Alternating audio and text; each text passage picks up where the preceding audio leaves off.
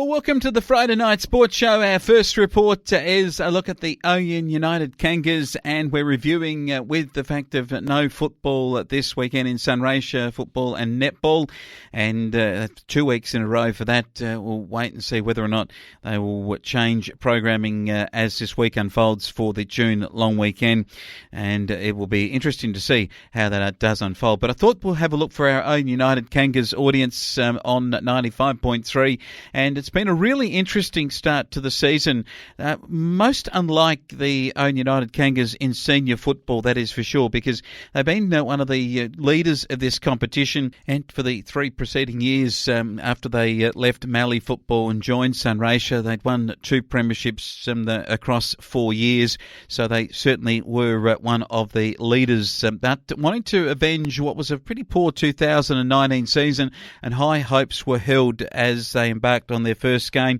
which was at home at Blackburn Park against Mildura. But on that occasion, on April the 2nd, when the Sunraysia football netball season got started, it was a big shock when the Ouyen United Kangas weren't able to get the job done there at all. They went down to Mildura by 10 goals on that day.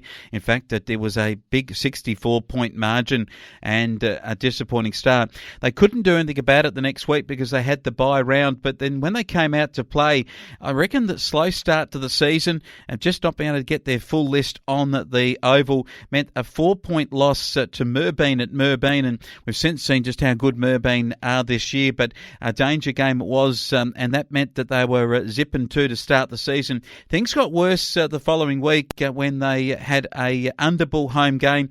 Underbull, a fortress for the Ouyen United Kangas up until now, but this wasn't to be. Wentworth, one of the, maybe sides that would be competing for a position in the top 4 with Ouyen United. Wentworth went on and beat them by just a solitary point, and that was devastation. I think could be felt around the Underbull Oval at 5 p.m. on that afternoon. It was probably the worst point in the season thus far for the seniors at the Ouyen United Kangas. Things didn't get any better in round 5 when a big loss to South up at South Mildura. South, though, one of the premier sides in the comp this year, but perhaps season-defining and getting it back on track at Blackburn Park in the round 6 match when they beat Imperials in a terrific encounter. What a performance it was. So some hope maybe as we get back into football for the seniors at the Ouyen United Kangas, but they've got a lot of work to do to catch up from where they are at the moment. It's going to be tough to make the finals from here, but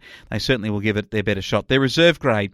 Now, this has been pretty good from the Ouyen United Kangas. They've been really coming out each week and giving it their all, and they're at 3-2. They are in 6th position on the ladder, but it's important to recognise they're 1 game adrift in terms of the games played, so their next match would be quite crucial. If they could get a win there and get to 4-2 after 6 matches, then they would be potentially a top 3 side, and that would be terrific achievement from Ouyen United. Their percentage is a bit low. That's probably the concern.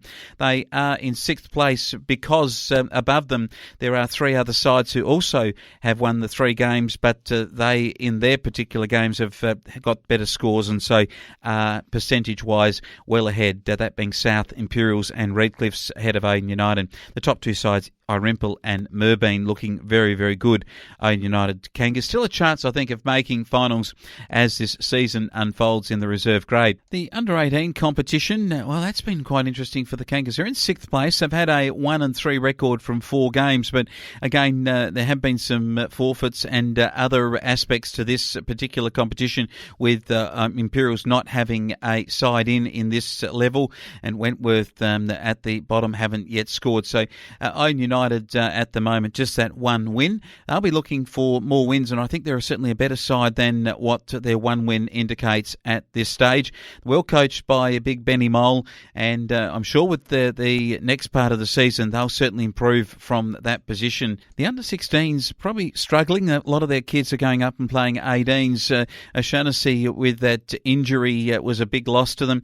They've got good players like young Grace, and with his performances, it'll be interesting to see see the improvement along the way. They haven't been able to get a side on the park some weeks and haven't actually played in this level, with some of those kids playing 18s and others still at the 14-year-old age group in this particular age profile. So it is an interesting one. That 16s, I think, though, not a lot that we can probably see in terms of as the season unfolds. Obviously, if they can get to play some matches, get enough kids out, that will be great. At the moment, that's going to be tough. The next grade, Ouyen United Kangas in the 14s, are on the bottom of the table. They've only had the 2 games, so again, they've come up short in terms of numbers there. So we are looking forward to the second half of the season. Hopefully we can get more of the kids back who have been injured and others that haven't played, they've been away. Hopefully this is we can see an improvement. But ultimately, it's tough on the football side. I reckon the netball side is probably a bit more encouraging in terms of the Ouyen United Kangas, and Jason is catching up on that next.